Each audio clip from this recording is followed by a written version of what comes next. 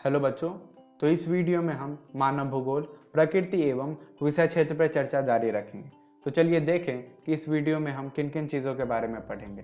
पहला है समय के गलियारों में मानव भूगोल, दूसरा मानव भूगोल के अनेक विचारधाराएं और तीसरा है मानव भूगोल के क्षेत्र व उपक्षेत्र। तो चलिए शुरू करें।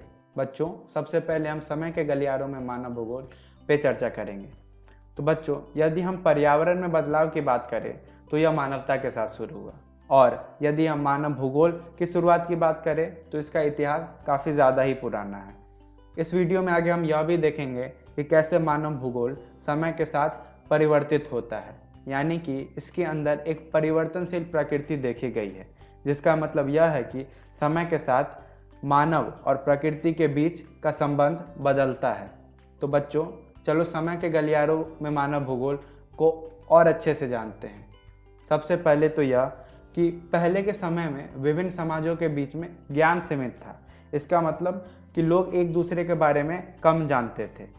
इसी कारण से जो भी यात्री एशिया से यूरोप जा रहा है या कोई यूरोप से एशिया जा रहा है, तो वो अक्सर एक दूसरे के साथ अपनी जगह की बातें किया करते थे।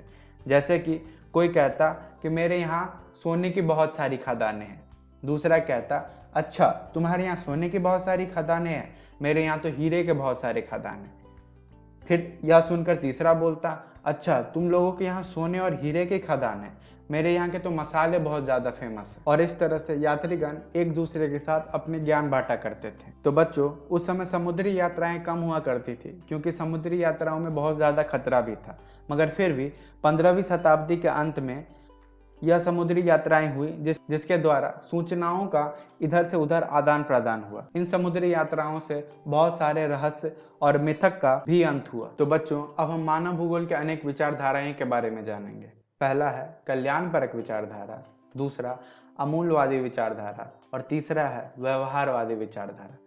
सबसे पहले हम कल्याणपरक विचारधारा के बारे में जानेंगे। यह विचारधारा को मानवतावादी विचारधारा के नाम से भी जाना जाता है, और इस विचारधारा में सामाजिक कल्याण के विभिन्न पक्ष यानी कि सोशल वेलबींग के बहुत सारे क्षेत्रों से संबंध बनाया गया है। इसमें आवासन यानी कि हाउसिंग, स्वास्थ्य इसका मतलब हेल्थ, और शिक्षा यानी कि एजुकेशन जैसे पक्ष भी आते हैं। बहुत सारे भूगोलवेताओं ने मिलकर सामाजिक कल्याण के रूप में भूगोल यानी कि ज्योग्राफी ऑफ सोशल बीइंग नाम का एक कोर्स स्थानकोन्तर पाठ्य चर्चा यानी कि पोस्ट ग्रेजुएशन में आरंभ कर दिया है। तो बच्चों, अब हम अमूल्यवादी विचारधारा के बारे में जानेंगे। अमूल्यवादी विचारधारा, जिसे रेडिकल स्कूल ऑफ थॉट भी बोला जाता है, उसे मार्क्स के सिद्धांत का उपयोग करके समझाया गया है।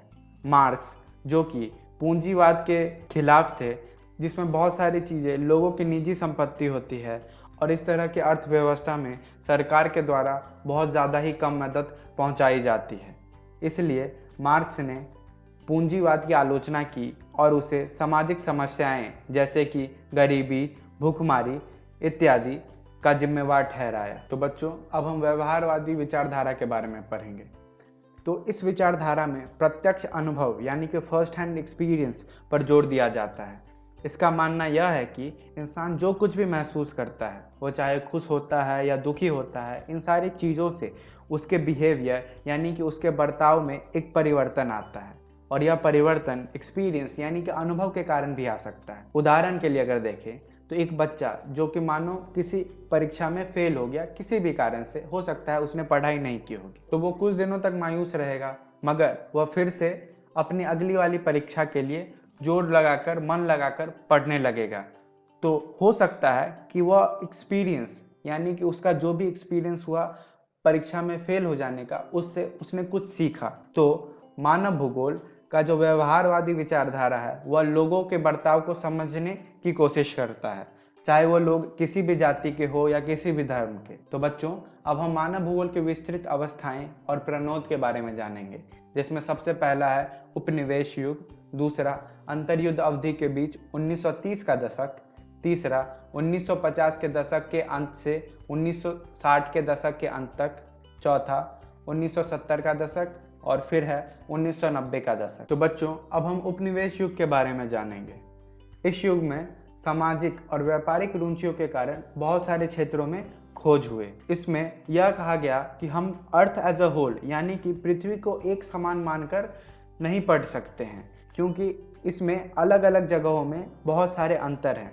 तो उनका कहना था कि अगर हम पृथ्वी को छोटे छोटे भागों में बांट ले, जैसे कि क्षेत्र के आधार पर या मौसम के आधार पर, जैसे कि कहीं पे ज़्यादा गर्मी पड़ती है, कहीं पे ठंड पड़ती है, इन सारे आधार पर बांटकर अगर हम अध्ययन करें तो हमें इससे बहुत ज़्यादा महत्वपूर्ण बातें जानने को मिलेगा। इस समय अवस्था में यूरोपियन लोग यानी कि स्पेनियार्ड्स यानी स्पेन के लोग, डच नीदरलैंड के लोग, पुर्तगीज जो कि पुर्तगाल के थे, इन सारे लोगों का बहुत ज़्यादा योगदान है। उपनिवेश युग को अंग्रेजी में कॉलोनियल अप्रोच के नाम से भी जाना जाता है। तो बच्चों, अब हम अंतरयुद्ध अवधि के बीच 1930 का दशक के बारे में जानेंगे। इस दशक में हर एक जगह की खास बात, यानी कि ऐसा कहा गया कि एशिया, अमेरिका, ऑस्ट्रेलिया, इन सारे जगहों की एक अलग अलग खास बात है और इस खास बात के आधार पर इन सारे जगहों में अंतर बताया जा सकता है। और इसमें यह भी कहा गया कि इस खास बात यानी कि इस यूनिकनेस के ऊपर भी इन सारे जगहों को बांटा जा सकता है। तो बच्चों, यहाँ पे ध्यान देने वाली बात यह है कि इस प्रकार की जानकारी मानव भूगोल के अध्ययन को और भी ज़्यादा मजबूत बनाती है और अलग अलग प्रदेशों की जानकारी से नए विचारों के बारे में पता चलता है, जिससे सांस्कृतिक विकास यानी कि कल्चरल डेवलपमेंट को आगे बढ़ाया जाता है। इसमें क्षेत्रीय विभेदन यानी कि एरियल डिफरेंशिएशन उपागम का इस्तेमाल किया गया है। हम 1950 के दशक के अंत से 1960 के दशक के अंत तक के समय अवधि के बारे में जानेंगे। तो बच्चों, अब तक क्या होता था कि हम मानव भूगोल को लिटरेचर यानी कि साहित्य की आंखों से पढ़ा करते थे, यानी कि इसमें बहुत कुछ हम लोग मान लिया करते थे। मगर अब यहाँ पर विज्ञान को मिलाने की यानी कि जोड़ने की कोशिश की जाने लगी और जब हमें विज्ञान को मिलाना होगा तो हमें कुछ रूल यानी कि कुछ नियम बनाने होंगे। इस समय तक में कंप्यूटर और फिजिक्स के नियमों का इस्तेमाल भी किया जाने लगा। इस समय में सांख्यिकीय विधियां यानी कि स्टैटिस्टिकल टूल्स, उनका भी इस्तेमाल किया जाने लगा। इसे हम मात्रात्मक क्रांति यानी कि क्वांटिटेटिव रिवॉल्यूशन के नाम से भी जानते हैं। इस समय अवधि का उपागम है स्थानिक संगठन यानी कि स्पेशल ऑर्गेनाइजेशन। तो बच्चों, अब हम 1970 का दशक के बारे में जानेंगे। इस समय अवधि में पिछले मात्रात्मक क्रांति यानी कि क्वांटिटेटिव रिवॉल्यूशन के कारण असंतुष्टि यानी कि अनसेटिस्फैक्शन और निराशा आ गई थी, क्योंकि उनका मानना था कि साइंस यानी कि विज्ञान के मानव भूगोल के अंदर आने के कारण इसमें एक अमानवता यानी कि डीह्यूमनाइज्ड रूप आने लगा था। तो इसी चीज़ को रोकने के लिए मानव भूगोल में 3 विचारधाराओं का जन्म हुआ। इसमें सबसे पहली है कल्याणपरक विचारधारा, जिसे अंग्रेजी में ह्यूमनिस्टिक स्कूल ऑफ थॉट और मानवतावादी विचारधारा भी कहते हैं। इस विचारधारा के अंदर सामाजिक कल्याण की पढ़ाई होती थी, जिसमें आवास, शिक्षा, स्वास्थ्य, जिसे अंग्रेजी में हाउसिंग, शिक्षा यानी कि एजुकेशन और स्वास्थ्य यानी कि हेल्थ, वैसी चीज़ें भी आने लगी। दूसरी विचारधारा है आमूलवादी विचारधारा, जिसे रैडिकल स्कूल ऑफ थॉट के नाम से भी जाना जाता है। तो बच्चों, जैसा कि मैंने आपको पहले भी बताया था कि इसमें कार्ल मार्क्स की थ्योरी यानी कि कार्ल मार्क्स के सिद्धांतों का उपयोग हुआ है और पूंजीवाद की विचारधारा यानी कि कैपिटलिस्टिक आइडियोलॉजी की आलोचना की गई है और उसे सामाजिक समस्याओं जैसे कि गरीबी या भूखमरी जैसी चीज़ों का जिम्मेवार ठहराया है। तो बच्चों, अगली विचारधारा है व्यवहारवादी विचारधारा। इसे अंग्रेजी में बिहेवियरल स्कूल ऑफ थॉट भी कहते हैं। तो इस विचारधारा में लोग क्या सोचते हैं, अलग अलग लोग, अलग अलग जाति के लोग, अलग अलग धर्म के लोग, वो क्या कैसे सोचते हैं, उस पर ध्यान दिया गया।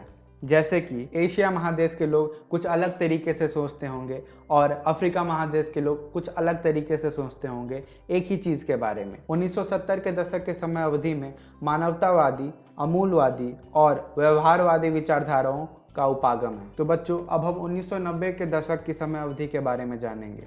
तो इस समय में मानव भूगोल में उत्तर आधुनिकवाद आ गया, इसका मतलब पोस्ट मॉडर्निज्म आ गया। इसमें यह कहा जाने लगा कि हम जो एक जगह के ज्ञान को दूसरी जगह पर भी लगाते हैं, जैसे कि मान लो कहीं 1 महीने बारिश ना होने से सूखा पड़ जाता है, तो हम ये नहीं कह सकते कि दूसरी जगह भी ऐसा ही होगा कि दूसरी जगह भी सूखा ही पड़ जाएगा। हो सकता है कि दूसरी जगह पर कुछ और चीज़ें भी प्रभावित करती हो, जिससे सूखा 1 महीने के बारिश के बिना नहीं होता होगा। तो इसमें स्थानीय समझ के महत्व को जोड़ दिया गया। तो इस तरह से हर एक जगह के बारे में, उसके खासियत के बारे में जानने पर जोर दिया जाने लगा। इस समय अवधि में भूगोल में उत्तर आधुनिकवाद, जिसे अंग्रेजी में पोस्ट मॉडर्निज्म कहते हैं, उस उपागम का इस्तेमाल किया जाने लगा। तो बच्चों, अब हम मानव भूगोल के क्षेत्र व उपक्षेत्र के बारे में जानेंगे। तो जैसा कि आप लोगों ने देखा होगा कि मानव भूगोल मानव जीवन से छोटी और बड़ी से बड़ी चीज़ों के साथ संबंध बनाकर उसका अध्ययन करता है।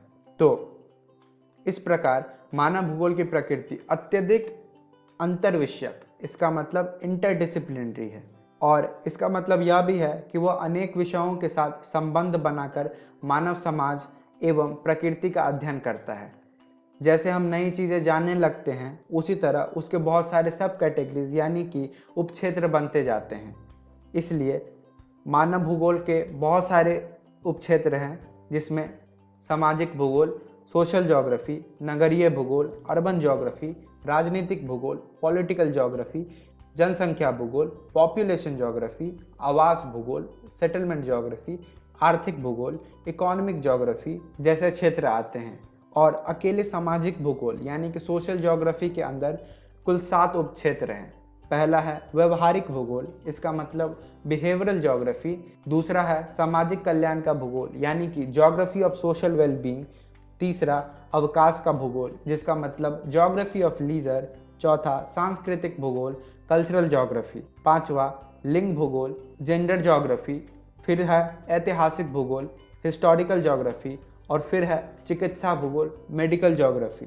तो बच्चों, जैसा कि आप लोगों ने देखा होगा कि यह सूची, यह लिस्ट बहुत ज़्यादा लंबी है और विस्तृत है। तो आप देख सकते हैं कि यह मानव भूगोल के अंदर पढ़ी जाने वाली बहुत सारे विषयों को दिखाता है। इन उपक्षेत्रों की सीमाएं कई दफ़ा एक दूसरे के साथ मिलाप भी करती है। तो बच्चों, इस वीडियो में हमने सीखा समय के गलियारों में मानव भूगोल, दूसरा मानव भूगोल के अनेक विचारधाराएं, और मानव भूगोल के क्षेत्र व उपक्षेत्र के बारे में। अगली वीडियो में हम इसी अध्याय के प्रश्नोत्तर हल करेंगे। तब तक के लिए धन्यवाद।